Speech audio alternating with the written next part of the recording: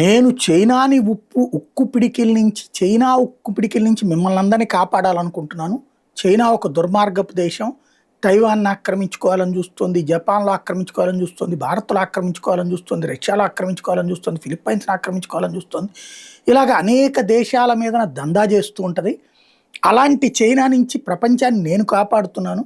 మీరందరూ వెళ్లి అదే చైనాతో మిలాఖత్ అవుతున్నారు అంటూ 40 దేశాల మీదన అమెరికా ఆగ్రహం వ్యక్తం చేస్తోంది. ఈ 40 దేశాల్లో విపరీతమైనటువంటి అమెరికా ప్రేమిక చైనా, కెనడా, మెక్సికో లాంటి దేశాలు కూడా ఉన్నాయి.